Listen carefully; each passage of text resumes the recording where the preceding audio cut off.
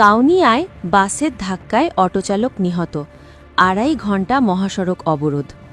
কাউনিয়ায় শনিবার দুপুরে বাসের ধাক্কায় জামিরুল ইসলাম ৩৬ নামের এক অটোচালক নিহত হয়েছে। এ ঘটনায় বিক্ষুব্ধ জনতা প্রায় ২.৫ ঘণ্টাব্যাপী রংপুর কুড়িগ্রাম মহাসড়ক অবরোধ করে রাখে। এতে করে মহাসড়কে শত শত যানবাহন আটকে পড়ে। প্রত্যক্ষদর্শী ও থানা সূত্রে জানা গেছে, শনিবার দুপুর 12:30টার দিকে উপজেলার বেইলি ব্রিজ নামক স্থানে রংপুর থেকে কুড়িগ্রাম অভিমুখে দ্রুতগামী একটি মেল বাস ব্যাটারি চালিত অটো গাড়িকে ধাক্কা দিলে জামিরুল ইসলাম ৩৬ নামের এক অটোচালক গুরুতর আহত হয়। প্রথমে তাকে কাউনিয়া উপজেলা স্বাস্থ্যকেন্দ্রে ভর্তি নিয়ে যাওয়া হয়। সেখানে শারীরিক অবস্থার অবনতি ঘটলে তাকে রংপুর মেডিকেল কলেজ হাসপাতালে নিয়ে গেলে চিকিৎসক তাকে মৃত্যু ঘোষণা করে। অটোচালক শহীদবাগ ইউনিয়নের ভূতছাড়া গ্রামের মৃত্যু মহির উদ্দিনের পুত্র। এই ঘটনায় বিক্ষুব্ধ জনতা প্রায় ২.৫ ঘণ্টা সড়ক অবরোধ করে রাখে। পরে উপজেলা নির্বাহী কর্মকর্তা পাপিয়া আক্তার, সহকারী কমিশনার ভূমি কঙ্কন পাল ও কাউনিয়া থানার ওসি ঘটনাস্থলে উপস্থিত হয়ে উত্তেজিত জনতার ৫ দফা দাবি পূরণের আশ্বাস দিলে তারা ২.৫ ঘণ্টা পর অবরোধ তুলে নেন। পরে যানবাহন চলাচল স্বাভাবিক হয়। কাউনিয়া থানার ওসি নজমুল হক বলেন, ঘাতক বাসসহ ড্রাইভারকে আটক করা হয়েছে।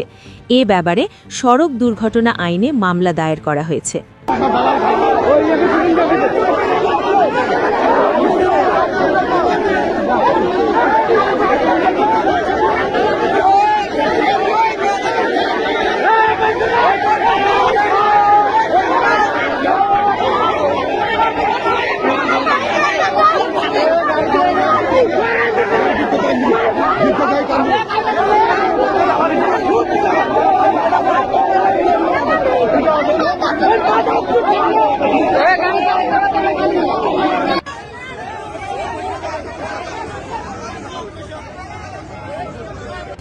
যাই হোক, এখানে বেলি ব্রিজের এখানে একটা সড়ক দুর্ঘটনা ঘটছে। এখন এখানে এলাকার জনবল এখানে রাস্তা ব্যারিকেড দিচ্ছে, তাদের কিছু শর্ত আছে, দাবি দেওয়া আছে।